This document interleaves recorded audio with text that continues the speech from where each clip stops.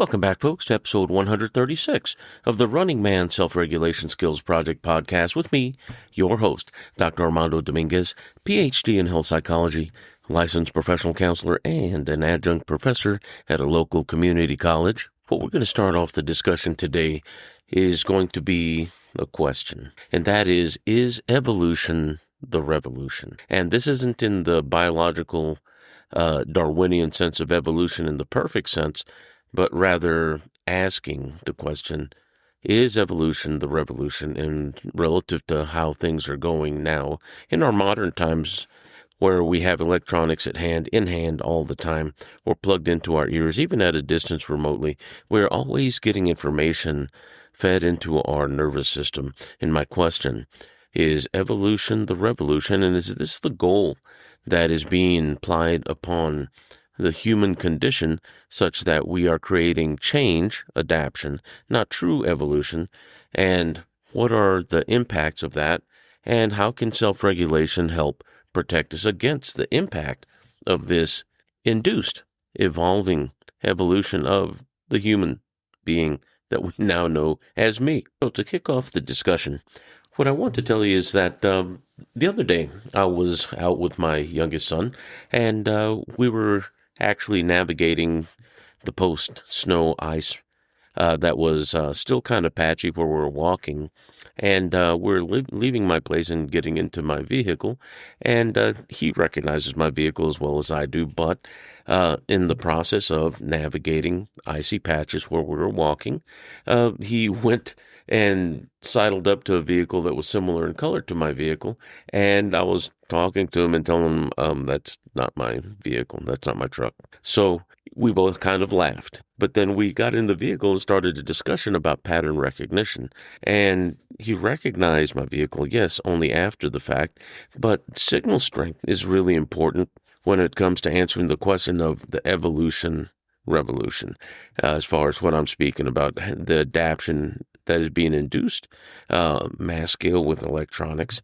And not necessarily that it's a nefarious thing, but rather something that we are probably throwing the baby out with the bathwater, so to speak, when it comes to how we're engaging and how often we use to the detriment of our vehicle. And once we got in my truck, we discussed the idea of pattern recognition, and we kind of laughed a bit because he knows my truck as well as I do, but yet in the immersion of the signal strength of having to pad around more carefully because we're navigating patches of ice on the ground, the more immediate safety concern, it put the many times of recognizing my vehicle that is more than well known to him, as well as I, on the back burner, and in the process of working through what he was doing moment to moment, because it was a bit precarious, not so dangerous to say that, that there was nothing else available to him as far as what was going on in the moment, but rather he just kind of overemphasized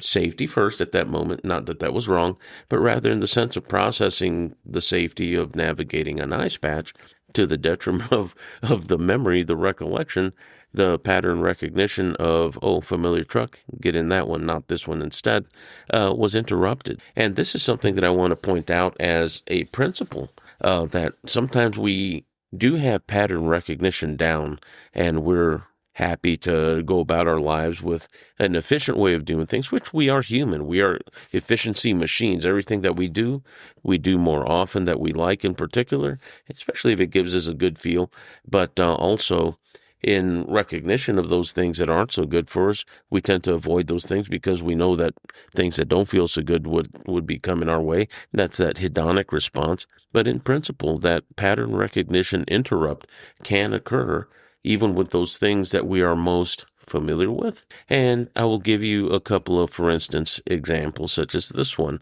A person I used to work with many years ago, and a very devout religious person. And she said that she would drive to work. And when she was driving in the dark, 3 or 4 in the morning, getting to work early, she was always 20 or 30 minutes on the dot, on time.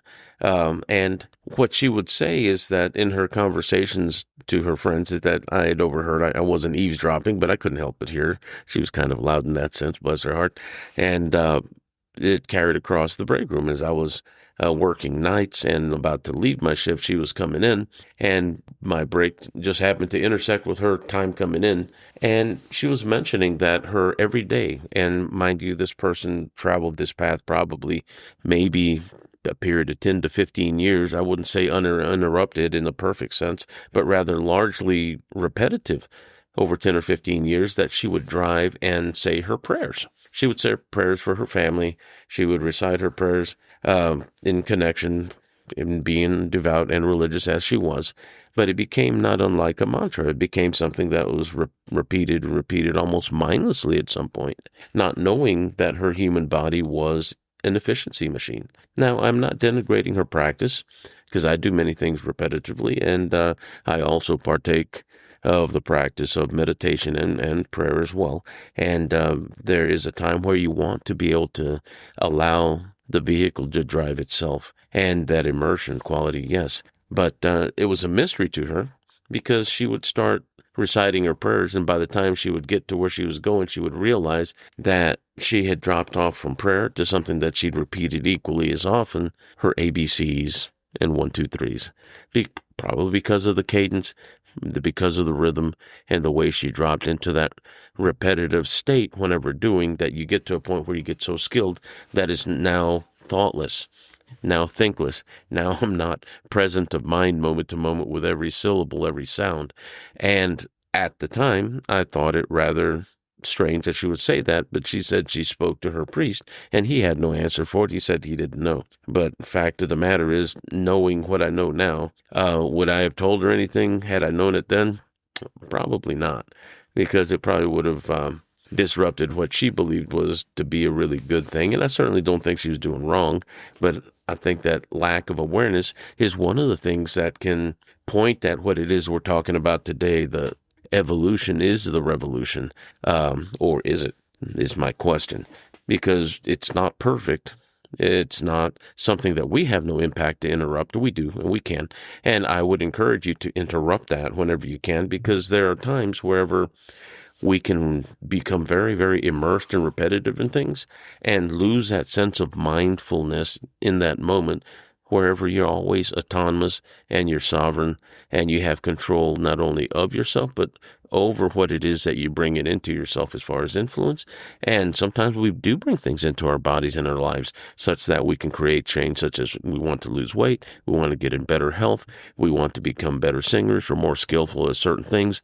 And we start doing things repetitively. We start immersing ourselves repetitively till we gain competence. Once again, we'll apply on the competency learning model, in that when we start with something, we become aware of it. Before we become aware, we are unconscious of it, and we're incompetent, probably have no skill in it. Over time, you say, hey, I'd like to do that. That seems interesting. Getting on the bike for the first time and falling a few times. That is conscious awareness and incompetence. I can't do this yet. It doesn't mean I can never do it. It just means over time, it'll get better. Might look a little clumsy. And this is where a lot of people drop off, because their egos are so large or so sensitive or so fragile that I'm not going to look like a fool in front of people. And then they lose out. They lose out on the opportunity to evolve themselves as individuals, to grow as individuals in knowledge. And part of it is because of the fear of discomfort. Now, discomfort is something we'll talk about a little more, and it is necessary. If we look at biological science, anything that creates an irritation, and not unlike an oyster that has a grain of sand that gets within its craw, and it starts to get that enamelized quality around it that becomes the pearl that we harvest later, we realize that that clam, that oyster, has been living with an irritation in its body and still continuing to live. But it also grew, and it was able to eat and become a bigger clam, a more adult clam, if you will, over time, or an oyster. And then at some point, a human being goes and harvests it for food and then takes the pearl, this sort of thing. But the idea is irritation and discomfort. These are things that help us grow. And just as much as they help us grow, they can also create change in us, if we allow them to, that make us better, make us more adaptive. And this is where we're going to use the term evolve as a parallel term to adaptation in this case, because to evolve means that we've created change or experiencing change that is not always adaptive, can be maladaptive depending on how sudden the irritation from the environment is or how big it is or overwhelming it is. Hopefully it's not so overwhelming that it damages the individual. That's the hope. But when we're talking about getting on a bike and learning, the irritation of clumsiness, the irritation of ego fragility, meaning that any little thing makes me feel bad, look bad, and I talk bad about myself, and someone else tells me, or if we have the misfortune of having somebody point out, look at how silly and how dumb you look. I can ride a bike. You can't. And this is our natural competitive advantage that we have once in a while. And I say an advantage because part of that is what helps us grow and rise up. And maybe that ego fragility becomes something that keeps us from ever wanting to try to ride a bike because we feel, 1, afraid, 2, incensed, or 3, so embarrassed that we're not willing to try anymore. And if we don't have the right model sometimes to support us and show us that didn't stop us, but rather it's our mind that stops us, then we may never experience the glory of learning how to enjoy riding a bike, for instance, or gaining skill in something that we deem important. So irritation is necessary. Becoming uncomfortable and understanding that discomfort isn't pain. Pain from injury is different than the emotional pain of disappointment. Not the same thing. And some would likely, I would say, confuse the two, because whenever, and I work in a clinical field, I speak to people, and it's not just in a clinical setting. There are a lot of people that are very unaware of themselves, so to speak, such that they speak very flippantly from a subjective level, saying, I would much rather have somebody punch me in the eye or break an arm because I can heal, versus somebody telling me things that leave me with an emotional scar that I can't get over. Now, those are some ideas that do not work well together, but often are coupled and are left unquestioned. And I will tell you, I would much rather have somebody tell me, I'm going to break your arm, versus actually do it. First off, the pain and the time. And most people don't account whenever they speak in the way that they do so flippantly about such a thing, that there is emotional baggage that goes along with that injury, not to mention the person harming them. Do you really think they're going to stop at a broken arm if they're succeeding, and if they're apt and able to do that and willing to do that? What makes you think they're going to stop at that broken arm and not go further? Those are assumptions that are never questioned, and that never comes into being when it comes to somebody commenting like that. And that's really them grandstanding and taking this emotional victim perspective and elevating themselves and making themselves somehow right over the wrong of somebody or something that would occur that would hurt them, such that they would much rather have somebody physically harm them. That's a nice idea, in quotes, and I say nice in that I'd say that's foolish. And it's not a very adaptive idea, because if we act based on our thoughts, what is it that we're doing to our body? That's the next question relative to the evolution revolution. If we are in a situation that is physical and we're able to protect ourselves, that's wonderful. But whenever we're in this mental situation, there are very few limits to what it is that I think and how I think. And the how I think is just as much a problem as what I think, whenever we've not been shown models or whenever we've not experienced things. We have gaps in our knowledge, so to speak. We have a default naivete that could be problematic. So whenever we're looking at self-regulatory skill, it's very easy to stop a thought. Not true. It is not easy to stop a thought. Singular thought, maybe, but a thought process involving a thought that's uncomfortable, not really, because we have a lower brain component that has an emotional quality that attaches to our thoughts, so to speak. So it becomes a little more substantial. And if it's from our lower brain, bottom up, it's very fast. And we've talked about speed of onset of thought being at about 3 milliseconds from the perceptual sense, being 400 times faster as far as where the signal starts than when our rational thought process begins at 1.2 seconds or 1200 milliseconds. That's incredibly fast. Doesn't mean that there's a whole lot of higher level thinking going on? There's not. The signal hasn't split off and gotten there yet in that multi-milliseconds that are happening between 3 and 1200 milliseconds. What we're looking at is the fact that there's a categorization default option that we have that determines whether things are threat or non-threatening. We have this luxury of thought after 1.2 seconds that over time we start making meaning based on what things look like, that is based on a perceptual level of brain, not our conceptual or a higher level of thinking brain, and we can mix signals, we can misinterpret. And often, like the pattern recognition vignette I kind of shared earlier with my son, we can make mistakes and errors in reasoning as we're actively doing things. And that is basically the principle of the fish going from the frying pan into the fire, and I just burnt my dinner, and then having to deal with the results after. So whenever we're looking at self-regulatory skills and the development of skill, that is something that serves us very well when we're developing new skills, because we have to learn to not only self-regulate and realize that, okay, there's going to be discomfort as part of the process. Not everyone gets this is going to be hard, but if you want to be able to do this, you're going to sweat a lot, you're going to work a lot, you might hurt a little bit, you might hurt a lot, but if you quit, you won't get there. But if you continue, at some point, you will realize these skills. Such is true in gymnastics, in golfing, in martial arts generally, running. Such is true whenever we're going to school and learning how to handwrite the way we used to, not keyboard necessarily. And this is where I'm going to take this a little bit of a different direction, and it is relative to self-regulation and the development of that, but it has to do with our brain entrainment and our neural connections. But one of the things that I want to add to this conversation is that we're losing our ability to make connections between what goes on in our body and our mind, in the sense of thought as much as our action, as well as the feelings that we have, and being able to deliver a decision-making process that will allow us to change our trajectory while we're doing things, and being willing to challenge and question, is this right? Is it not? That Socratic reasoning, is it true? Is it helpful? And who'd you hear it from?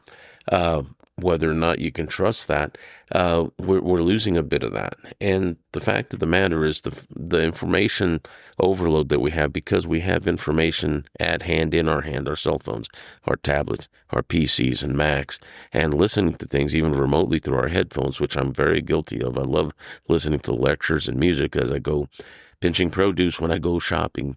And it may seem antisocial, but believe me, it's really kind of nice to be able to go about your life and you have this background score from Avatar playing it. It makes things a little more epic and more fun. I know that's kind of dopey sounding, but the idea is helpful in the sense that we are always kind of plugged in. And what I'm encouraging you is to disengage. I don't always have headphones on. I like the silence and the quiet, and it helps me gather my thoughts. But one of the things to help, especially if you have kiddos, a development of self-regulatory skill is learning how to write, handwriting. We are not talking about print, but rather cursive. And many of the schools have stopped doing that. And this is the baby being thrown out with the bathwater, in that they're teaching less of that or not teaching it at all, because kids are now keyboarding. They're pointing and pinching and plucking and poking at keyboards and touch screens, and they're losing a connection where everyone is more embodied, so to speak, when one is learning. And understanding is partially tactile. And yes, they are doing tactile learning, but the information that they're taking in is very passive. The active learning that occurs whenever you are actually physically writing and learning the tactile and control aspect, the fine motor skill aspect of how to write a letter from a basic letter to one that we would call cursive, where we start learning how to read cursive, that is not going to fall into disuse. But if we don't have that, we're going to limit our kiddos. We're going to limit our future, because there are many that write in cursive, and if you can't interpret that, it's like learning a new language. And for some, they can't interpret, and they have to have someone else read it.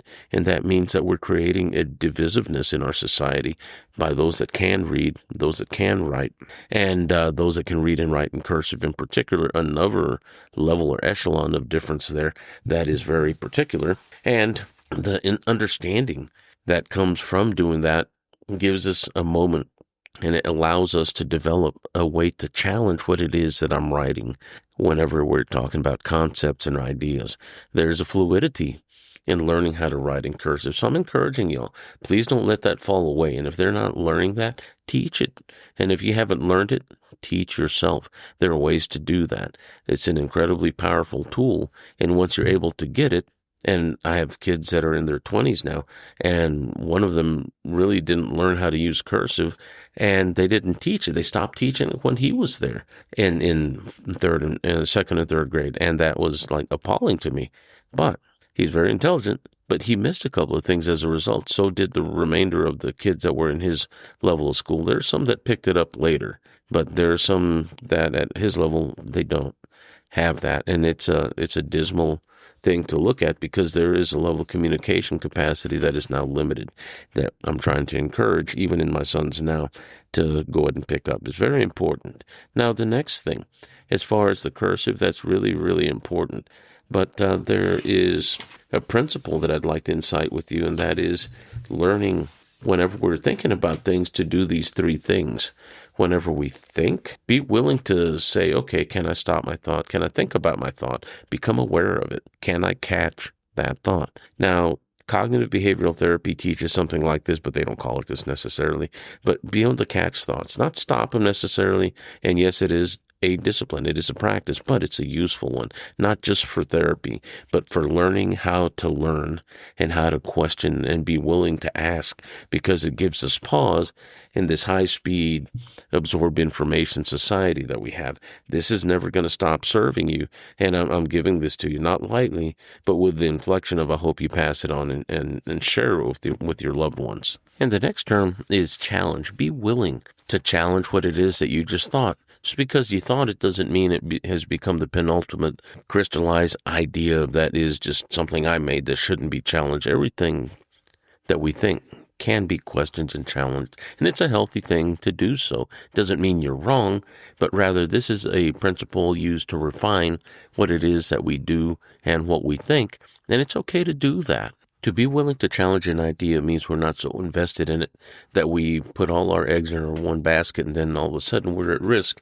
because what if something comes along that is much better or much more useful? Well, then we're invested, and then we get embarrassed, and we have ego weight attached to it. And the idea is not to become so attached to something that we can't shift or change direction if necessary, especially if it's going to benefit us or the people we're around. Now, the next term is change. Now, the terms, the three C's, catch, challenge, and change, really important. But once we catch the idea and realize, okay, maybe that's not so great, challenge it. I just challenged it in the first statement by being aware of it. And changing doesn't mean that the thoughts will never come up again, but knowing that if I do that, then doing this is probably better if the other one doesn't look so good. So we're able to change trajectory mid-stride. Now, what I'm encouraging is that we be more mindful moment to moment, day to day, so that we're more flexible in response. But as we're mindful, that does not mean we're throwing away that feel-good flow that we get in our lives. Doesn't mean that at all. But the point I'm trying to make is that we get so involved that we do not question, we don't challenge, once again, those things that come into us. And much of what we're seeing right now is a lot of tension, especially political tension, that is so far removed from us that feels like it's so close to us because it's physically in our hands, that people start having not only high-strung emotions, but they start running around with tension about things that don't impact them directly. Now, on a bigger national sense, maybe. But what's happening in your life right now? Well, you're losing sovereignty. You're leaking autonomy to the social media that you're consuming, and you're becoming much more suggestible. You become less flexible, and you become more afraid. So that means you're losing quality of life as a result of allowing yourself to immerse and also believe without questioning whether or not what you're taking in is true. And most of us don't want to go through the rigmarole of going through and researching, and as they say today, coming with receipts, as if somehow that is going to elevate what it is that you're saying, because I did the research on Google. Okay, well, what I'm talking about is more your immediate biological reality and the quality of life you're living moment to moment, breath by breath, day by day, that you're sharing with your loved ones, you're sharing with your friends. You don't want to arrive as less because you're tense and you're afraid and you're anxious and depressed or feeling a sense of existential dread because you believe the crap that's out there. And much of that is. We can't tell what is good, what is bad, and what has been filtered. And most anything that we call news today isn't news. And it's not reporting, it's filtration. And we have to realize that and know that much of what we're taking in, a lot of it, and I hate saying it this way, it's a lie. And you don't want to necessarily take everything in without a good washing, a good cleansing of, so that way you know that what you're taking in fundamentally, if you're going from first principle, is based in good values and makes sense and it's serving you. And not everything is going to hell in a handbasket, but those that are in charge of social media would have us believe so. And what I'd like you to do is be mindful, be aware, be willing to catch those thoughts, catch what it is that you're taking in, challenge it. It's okay. Don't get mad about it, but do be willing to question, okay, that doesn't make a whole lot of sense.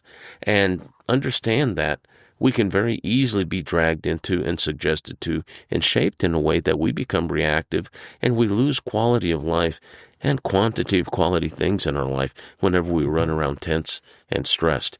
And the evolution, once again, is that we're being shaped to adapt more quickly. We're not being shaped into a new species of human being 2.0. It's not evolution in that sense. We're not being mutated in the sense that I'm growing a new arm or an extra ear, not anything like this.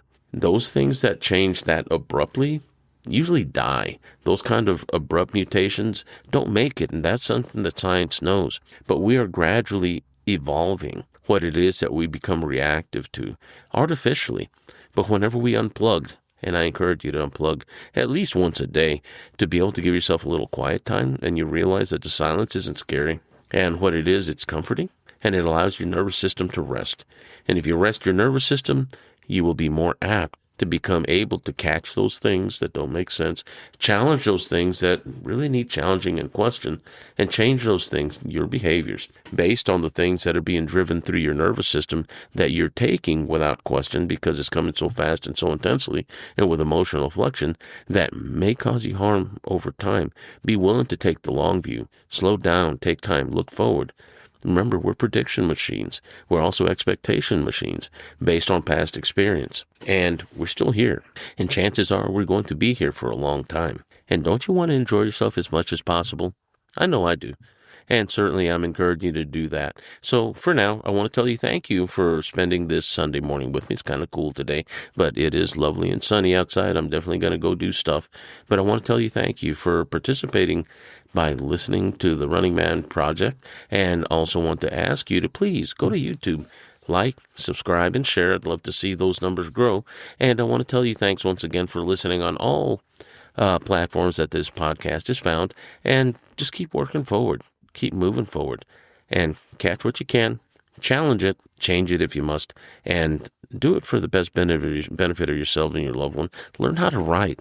Practice writing again. Get a journal and work on cursive while you're listening to good music. That is such an awesome exercise, and I think you'd be pleasantly surprised. Take care. Walk well.